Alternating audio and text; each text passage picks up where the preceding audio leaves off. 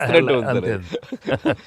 అసలు ఎప్పటి నుంచో కాలేజీలో చదువుకొని లాంగ్ టైం తర్వాత కలిసి వాళ్ళిద్దరు ఒక సినిమాలో నిజంగానే చెప్తాను, ఈ సీన్స్ అన్ని కూడా నేను వెంకీ తోటి నాకున్న ప్రేమ కానీ ఇష్టం కానీ ప్రతి చోట సుస్పష్టంగా తెలుస్తుంది. ఎట్ ఆయన ఒక స్టారు, నేను కూడా తక్కువ ఏంటి అనే దీంతో నేను ఎక్కడ తగ్గిపోతానేమో అని ఏదో ప్రయత్నం చేయడం కానీ నన్ను నేను ప్రొజెక్ట్ చేసుకునే ప్రయత్నం ఏమి చేయాలి. నేను ఎక్కడ సరే అండన్ అవ్వాలి, నేను తగ్గి ఉండాలంటే తగ్గే ఉన్నాను తప్ప తను ఎలివేట్ చేసుకున్నాను. అండ్ ఆయన ఎక్కడ నాకు ఛాన్స్ ఇవ్వాలి, నాకు అలా ఛాన్స్ ఇచ్చారు. మెయిన్ అనిల్ వెన్ ఈ the beginning scene it self very cleverly return. నేను అది చెప్పగానే నేను అనుకున్నాను, నేను అక్కడి నుంచి దిగటం, మీరు అక్కడి నుంచి చూడటం, అది చేసిన తర్వాత నేను రాగా మీరు ఇమ్మీడియట్గా ఇటువంటి చూసి ఏంటి ఫ్యామిలీ ఏదో నేను మిమ్మల్ని చూసి మీరు మా బాస్కి అదే మాస్కే బాస్ ఇప్పుడు ఫ్యామిలీ వైపు రాలేదా, అక్కడే ఒక చిన్న సెట్ అయిపోయింది. That is very very important, very very good. ఇద్దరు అందరూ గూగుల్ కంప్లైంట్ చేస్తున్నారు సార్, ఎవడరా గూగుల్లో తప్పుగా రాస్తున్నారు వాళ్ళు, అసలు just they are just like 35, 40, 45, 50 చాలా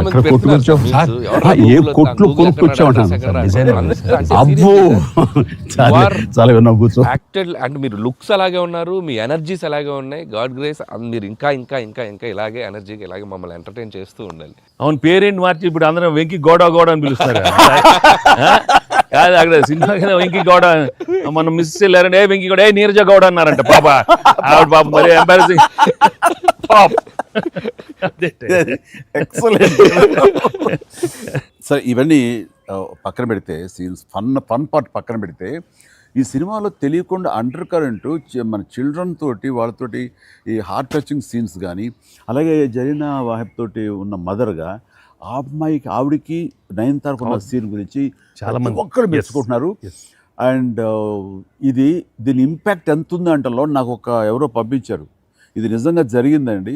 3 నెలలు బట్టి డైవర్స్ ఇద్దామని చెప్పేసి ఒక ఫ్యామిలీ అనుకుంటున్న విడిపోదామని, ఈ సినిమా చూసిన తర్వాత విడివిడిగా వాళ్ళు తిరిగి మళ్ళీ ఫోన్ చేసుకుని మళ్ళీ కలిసిపోయి ఇలాంటివి అక్కర్లేదు అన్నారు. దానికి ప్రధానమైన కారణం ఏంటంటే మదర్ సెంటిమెంట్. మదర్ అంటుంది కదా, భార్యాభర్తలు ఏదైనా వాళ్ళకి డిస్ప్యూట్స్ ఉంటే వాళ్ళిద్దరి మధ్య వాళ్ళు తేల్చుకోవాలమ్మా, అంతేగాని మూడో వ్యక్తి యొక్క ప్రమేయం అనేది కరెక్ట్ ఉండకూడదు. అట్లాగా అన్నందుకు ఆ సీన్ నువ్వు రాసినందుకు hats off sir, thank you. And చాలా బాగుంది.